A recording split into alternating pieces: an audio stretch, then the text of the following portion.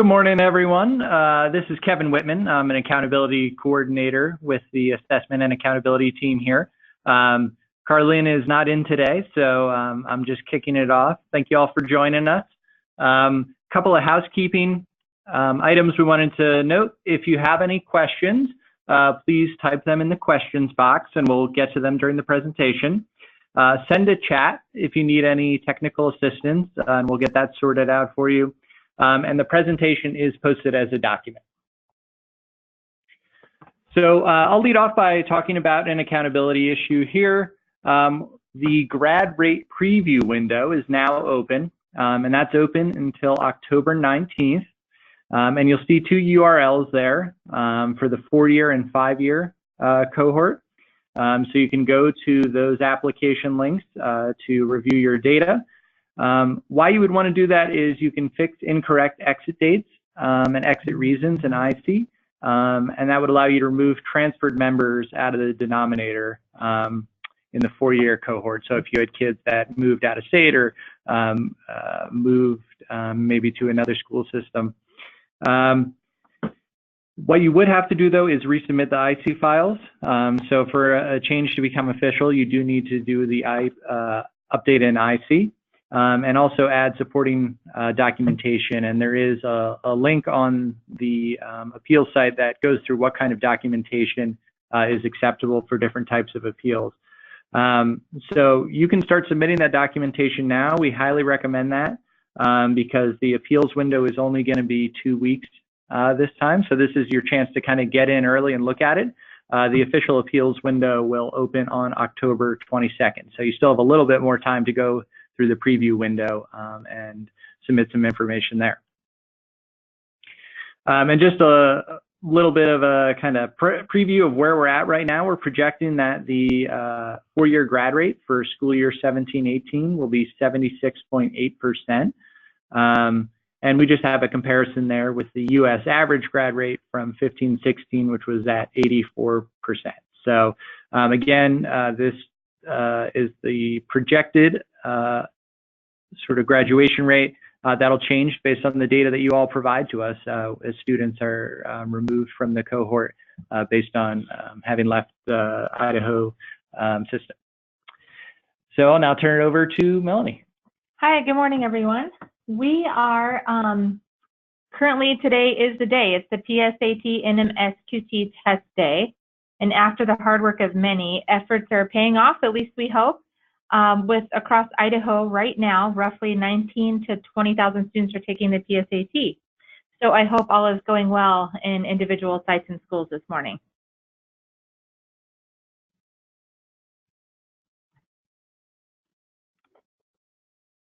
So wanted to, thought we could sprinkle in some fun facts related to the PSAT and SAT.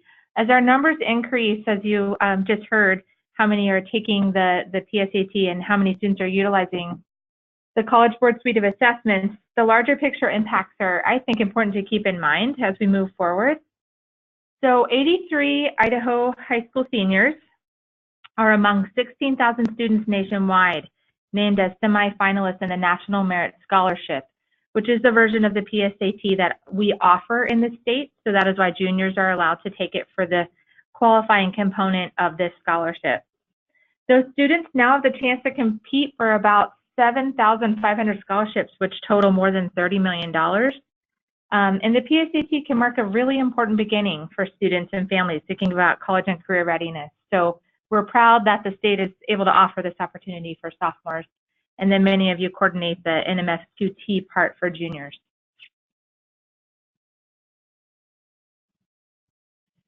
Next steps for PSAT for sites and districts. College Board will send PSAT contacts a data validation and invoice with several things to do within that. It is the chance to correct and reconcile the student grades. It's surprising how many juniors will list their grade as grade 3, believe it or not.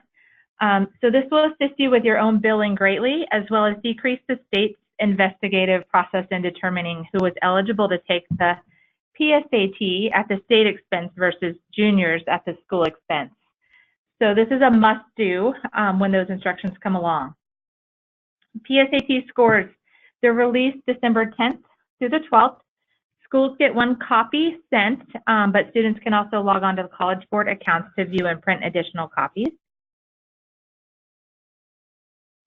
And the next steps for students are quite important. So the scores will come electronically, and without any type of engagement or counselor follow-up, they may not know that they're sitting there waiting for their retrieval, as well as a ton of resources that can follow these scores.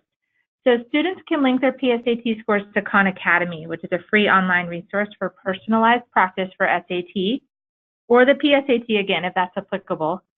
I put a link here that guides students on how to do this. There's a quick video embedded in this link that can be shared widely. It's quite simple, and again, it can really help them prepare for their next steps. Eager students who miss a PSAT. I just got an email while sitting here that someone, some parent emailed that child was ill today, and they're very eager to have their student test. So if you have students who missed the PSAT and are eager to get a read on their college entrance exam readiness progress, there are free full-length practice tests available off the College Board's website, which I have linked here, and there is a self-scoring component available. These are real tests. They're in no way compromised since they're online. They are old SAT versions of the tests that are available every year for students to utilize. There's also an abundance of counselor resources for students and families alike, as well as educators in your school, such as instructors, administrators. The College Board Educator Portal, which is called the K-12 Educator Portal on their site, has a resource library, and per assessment, there are flyers and resources on a variety of topics, including scores, ways to increase college readiness, benefits of the assessments for educators, and information on scholarships. I think this is a little bit underutilized. It can be tricky to find, so again, I've linked it here and would encourage you to pop on to see if there's anything applicable to your group of students or educators this year. They also offer a robust amount of webinars and trainings around a week they call Counselor Score Week. Most of these webinars are interactive and free, and their website here, again, has many applicable webinar links that you can utilize during this time to prepare students in understanding their scores. As I wrap up the PSAT topics and transition into SAT, a few more fun facts from the College Board. We heard this recently, and it is kind of a neat thing to keep in mind. So students who take the PSAT and MSQT get higher SAT scores on average than those who do not. And students who use free SAT help with Khan Academy for only 20 hours total, gain an average of 116 points from the PSAT to SAT. So I think that little bit of effort in linking their PSAT scores to some next steps and that personalized practice, which is very content-oriented, can really pay off when they take the SAT their junior year. Okay, speaking up, we finished up one today, and it's time to move into the other large one that we coordinate, the SAT. This year, the SAT school day is April 9th, with the makeup date of April 23rd. And we are in the midst of collecting intake information for SAT school day. We need that each year per school, as you all probably know. So we sent the SAT intake form to all current PSAT test coordinators, as 90% of the time it's the same person for the next test. But there is an opportunity on this form to update us and the College Board if that person or contact is changed from one test to the next. So please encourage your PSAT site contacts to look at this email and respond no later than October 17th. It's a quick turnaround for response. Some upcoming logistics on the right here for SAT. Idaho will bulk register for SAT either as a district with multiple high schools, or you can bulk upload as a single school. This decision is indicated on the intake form I just referenced, and once that decision is made, it is set and final. We do recommend district test coordinators, which I know a lot of people listening might have that role. Maybe have a plan with counselors. So who will do this upload? Make sure counselors know how the registration will be in your district or schools so they can respond correctly on the intake form.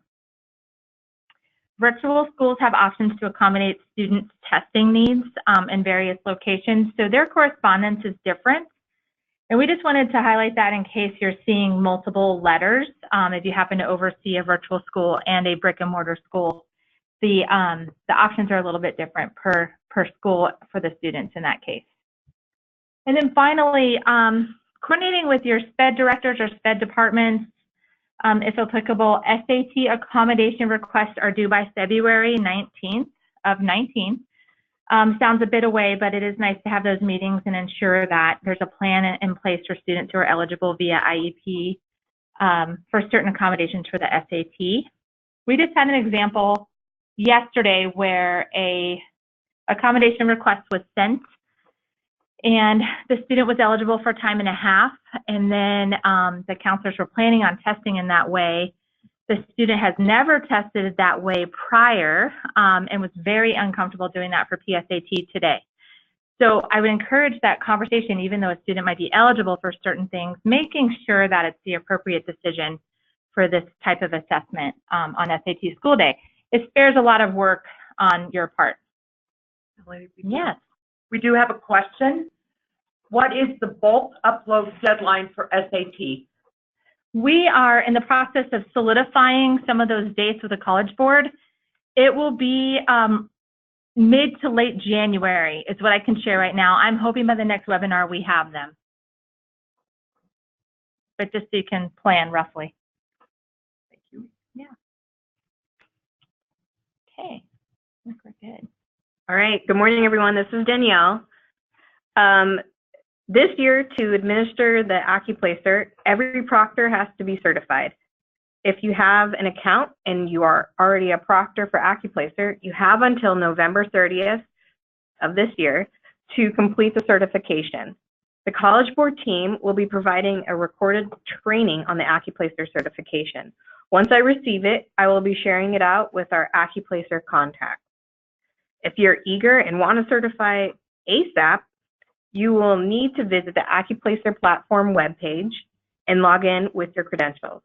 Within the platform, there is a quiz waiting for you. You must receive 100% in order to be certified. A random tidbit, when I was certifying, I had issues when I used the Chrome browser. When I switched it to Microsoft Edge browser, I had no issues with the certification process. As Melanie mentioned earlier, we're currently collecting AccuPlacer contact updates.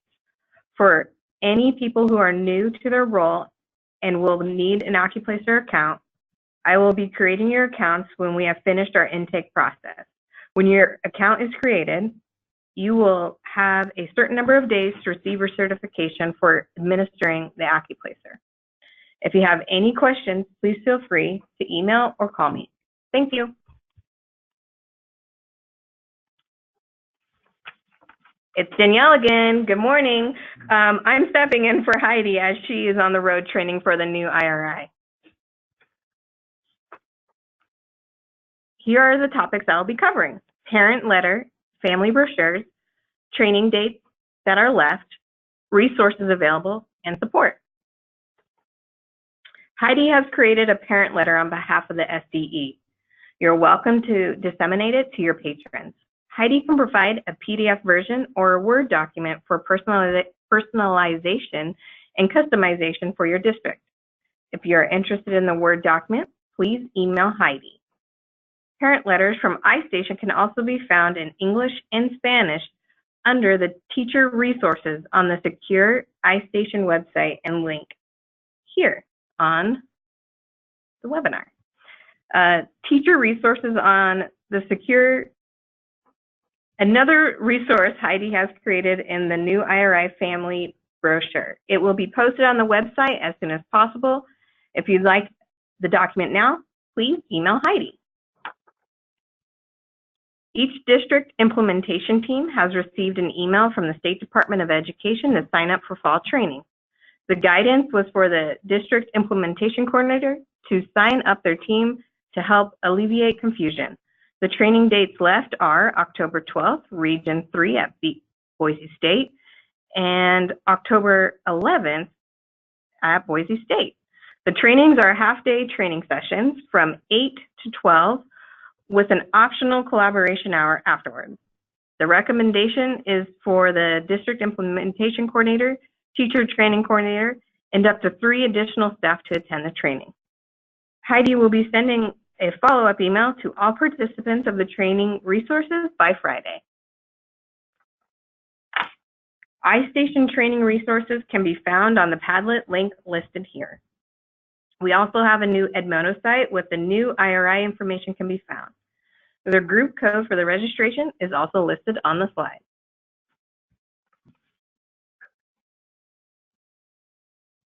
Here is Heidi's contact information. If you need any assistance, please don't hesitate to reach out. Heidi is returning calls and emails in the afternoons. However, if you need immediate assistance, contact me, Danielle Taylor, for any information. Also listed is iStation support contact information for your convenience. Hello, Idahoans. This is Paul Kleinert. Today I will talk about our progress in providing school information, and then I will show a few graphs with the results from 2017, the most recent administration of the NAEP. The Provide School Information process is the first and most important step of the NAEP. Idaho schools upload information about their students to the MyNAEP website so students can be selected to represent many other students just like them. My goal is to be finished with this process in a week, but I still have some stragglers out there who have not started this process. This week, I will send an email to those schools who have not responded, and then I will begin making phone calls to make sure that my email reached these schools. If you don't hear from me, you probably weren't selected this year. Idaho does slightly above the national average overall, and that is great. But as Idahoans, we know our students should be scoring even higher. After analyzing the scores that we received in 2017, I learned something that special education directors can already tell you. Idaho is sitting in the needs assistance category that the Office of Special Education Programs assigns to states. We see students with IEPs not scoring as well as their peers in other states. This is a gap. These scores can improve in Idaho. We can close gaps by raising student group scores. If we improve our scores even by a little, we can get close to the next OSEP category, which is meets requirements. We did all right on participation, 3 out of 4 points, but we want to make sure that all students who were selected to take the test actually take the test. We have room to improve on student scores.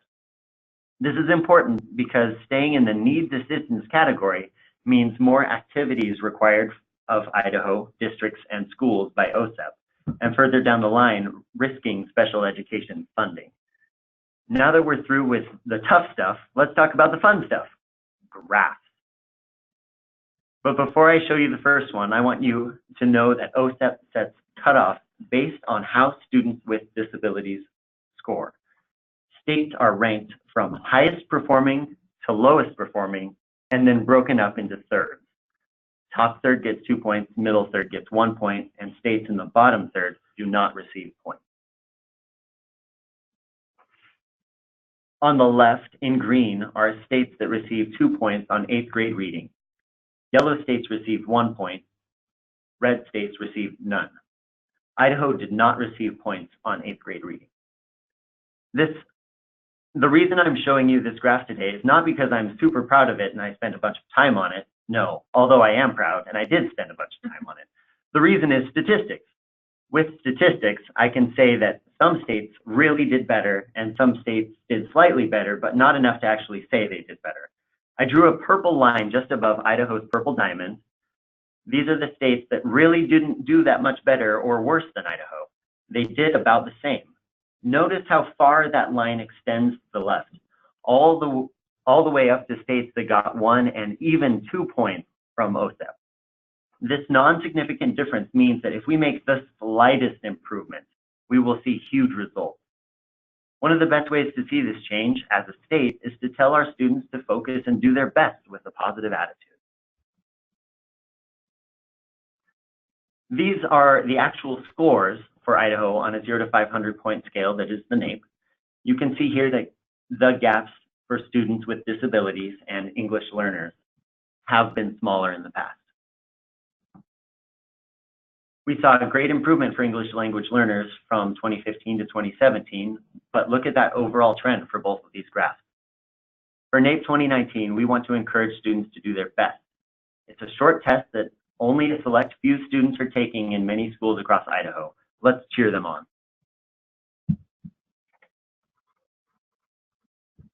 Nicely done, Paul. Thanks, Nancy. Awesome, great information. So good morning, everyone. This is Nancy Thomas-Price, Comprehensive Assessment System Coordinator for our ISAP for ELA Literacy and Math. I wanted to bring everyone's attention to a couple surveys that should be completed by teachers that are very familiar with using the interim assessment blocks. So these would be teachers who have used the blocks for the last couple of years. Smarter Balance is asking for the teacher feedback from the field as they fine-tune this project to build focused interim assessment blocks. These blocks will also be short, like our existing blocks, but cover only 1 to 2 assessment targets. We're looking for teachers with a great deal of experience using the existing IABs and have that context when providing feedback. The proposed new blocks will dig much deeper into students' knowledge, skills, and application, and they will also have connections playlists linking them to digital library activities, as do our current blocks. If you're a district person, please forward these survey links on to your teachers who are using the interim assessment block. The input received from our educators will assist in identifying the content to be emphasized within the targets of a particular focused IAB. I wanted to bring everyone's attention to some new resources that are available in the portal. These are important resources as you begin to plan and use our existing interim assessment blocks. The TA Quick Guide for 2018-19 has been released. It is useful for anyone that is administering the interim or summative assessments. This and other essential quick guides provide an easy reference in both words and pictures. Also new for 2018-19, there is a video tutorial that outlines tasks for administering and scoring the interim assessments. The interim assessments are given to students throughout the year to help teachers monitor student progress. This video also provides information on all available materials and resources specific to using the interim assessment. The Target Report 3x3 chart is a document that provides guidance to teachers and other educators about how to interpret the summative ELA math target reports to use in their instruction. The 9 possible performance categories are based on performance categories of relative to proficiency and relative to overall test performance. So check out that new target report chart. The Quick Guide to Airways Reporting provides student performance reports for interim assessments. Airways reporting consists of a dashboard and various assessment reports. The dashboard will provide a summary of all the assessments associated with a particular user or institution, and these assessment reports provide detailed performance data for each of the assessments being used.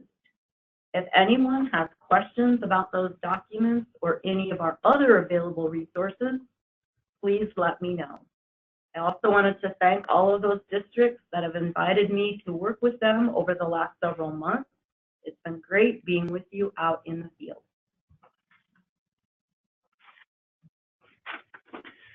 Okay, do we have any final questions? We'll keep the line open for a bit, so feel free to type them and we'll get to your questions if you have them.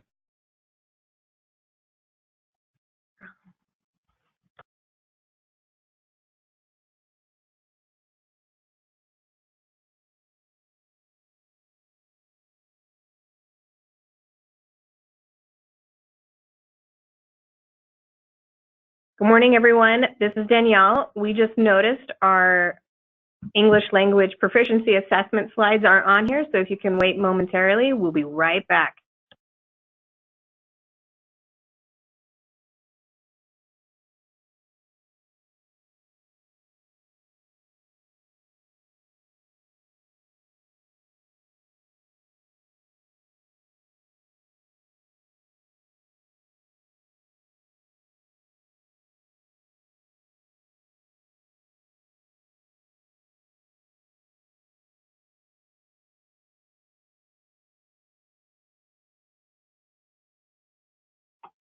Okay, we have a question. When is the interim assessment window? The interim assessment window opened in mid-August, so many districts have begun using the interim assessments to fine-tune data from the summative assessments. The interim assessment window closes just a few days before our summative assessment window opens. So it closes, the interim assessment window closes in mid-March. I believe it's right around the 15th.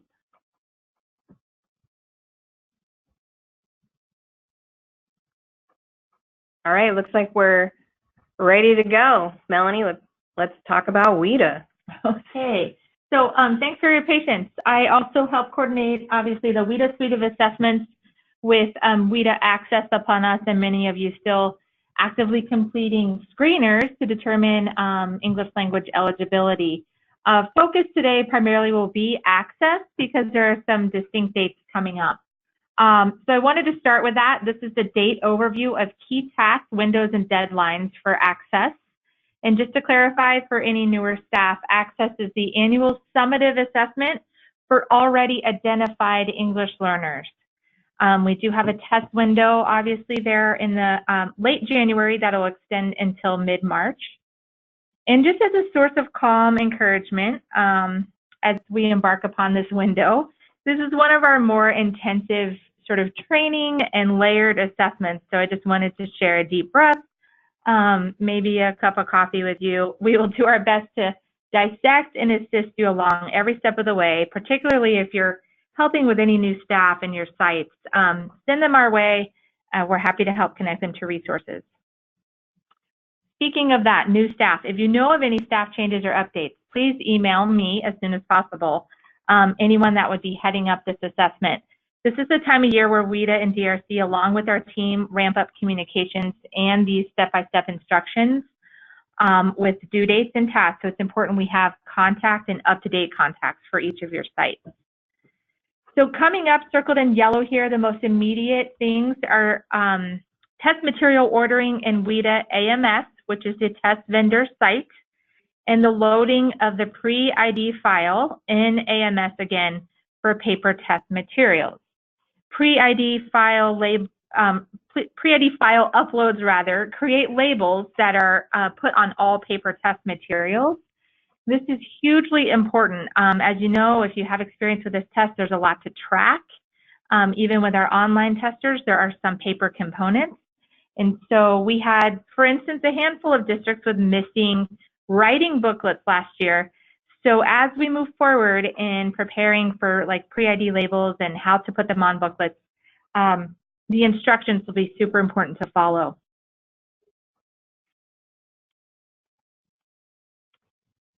In one attempt for us to sort of ease the instruction following process, the pre-ID file upload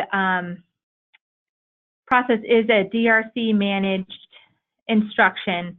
And we hope this year that we can assist by utilizing ELMS, which is the English Learner Management System. So we just ask that you stay tuned for further instructions on this. We're actively working on it this week with our IT department. Our hope is that there's like an export tab that will assist anyone uploading the pre-ID file. This would it would be something you click within ELMS and it's ready for import to WIDA AMS DRC. So it will contain required cells and fields that DRC requires for this file upload. So again, fingers crossed, stay tuned. As a district test coordinator, it may be helpful to ensure anyone that you know of coordinating the assessment has access to ELMS to save the time of uploading with the DRC file instructions alone. We're hoping that this helps save a lot of time.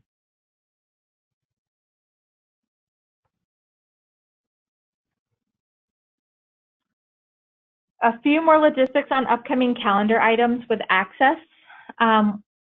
First, the pre-ID label ordering for paper materials and paper testers, as I just talked about. The pre-ID file upload process, again, happens in WIDA AMS under the Student Management tab. If a student arrives after the file is submitted, you must then upload the student into WIDA AMS and then use a different type of label, like a school label, on any paper test item. And again, you'll hear these instructions in multiple ways and from multiple people. We're here to help you with following these as they come your way. Pre-ID labels are only available to order and submit during the open window for this task. The second major item coming up right now is the initial materials ordering.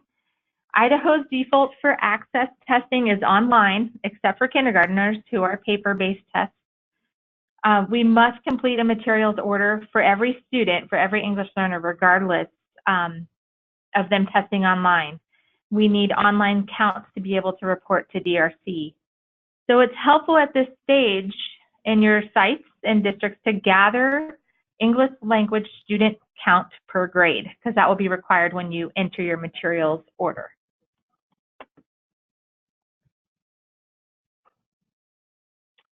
Also, some logistics around alternate access. It's also important to gather the grade cluster of the testers as well as the grade count for ordering purposes. It all happens at one time. So that would be a helpful thing to be working on now as well.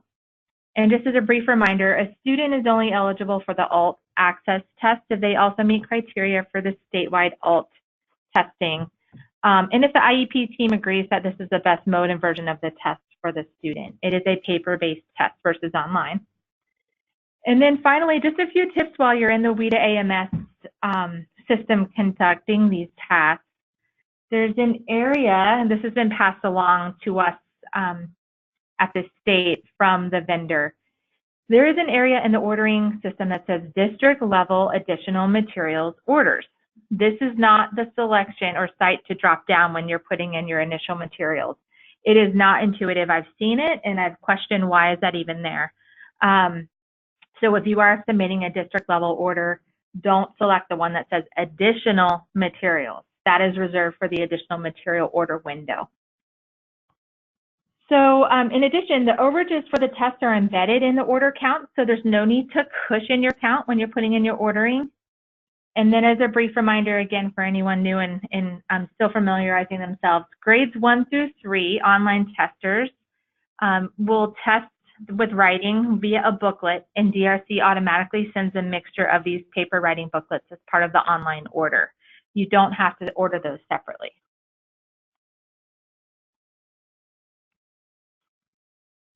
And a couple of resources, just kind of backing out of the detail a little bit. There is increased emphasis on test administration preparation and student preparation, particularly in the self-scoring domains of writing and speaking. So showing a student a practice test is highly encouraged prior to administering access.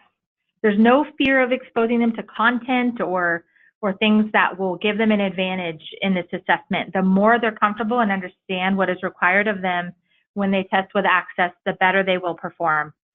You can find a practice test on WIDA AMS, DRC's front page to launch.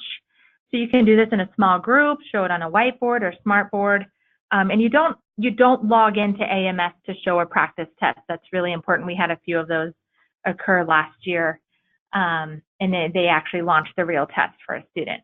So there are just demo tests available widely on the front page of WIDA AMS.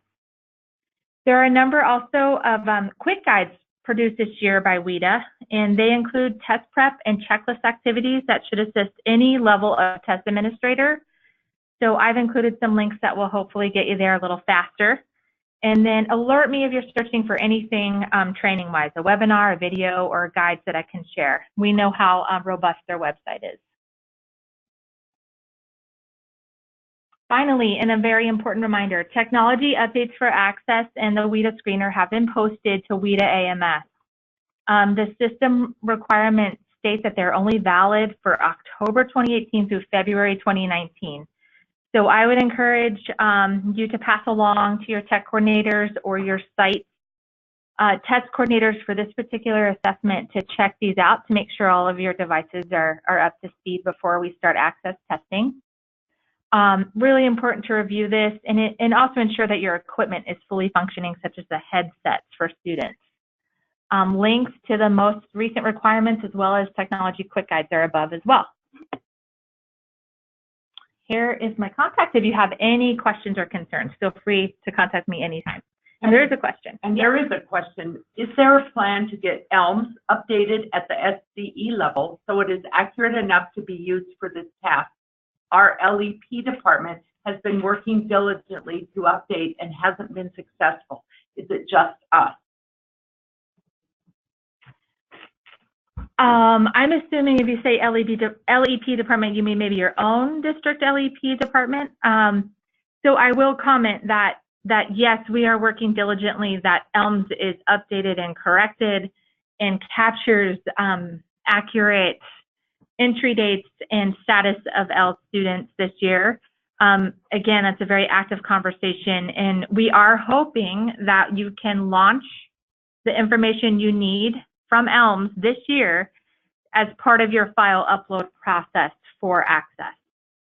So please stay tuned. And if you have some very specific questions or incidents, I know recently there were some examples that they're cleaning up. You can direct that to the English Language Program Department and the coordinator, Alyssa Metzler. If you need her contact, feel free to let me know. Okay, and we have one more question. Is the ATSI spreadsheet posted on the accountability website today? It will be up soon. I do not know if it will be today or a little bit later, but soon. So sorry I don't have the exact date for you, but should be there very soon. That's all the questions that we have so far. Okay. All right, we'll wait another minute or so for any additional questions.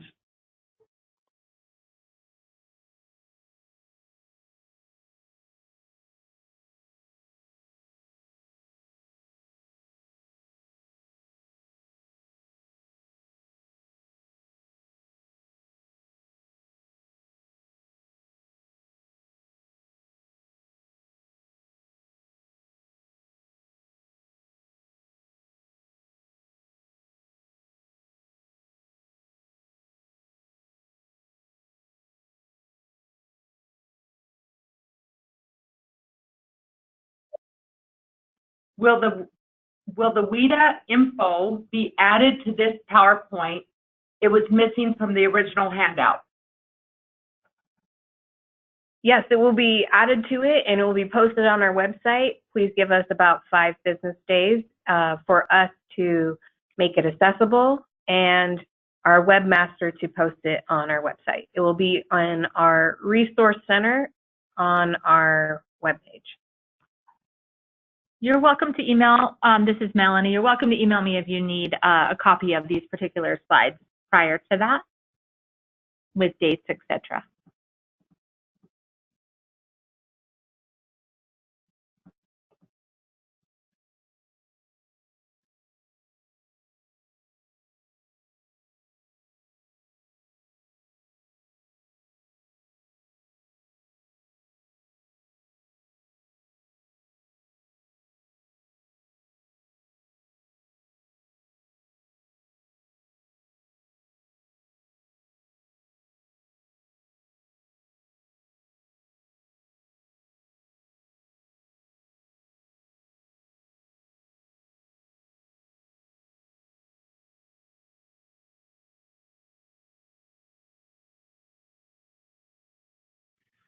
Okay, looks like we don't have any other questions, so thank you all for taking the time to attend today. We'll log off, and as Danielle said, we'll get the complete set of slides posted, should be about within 5 business days.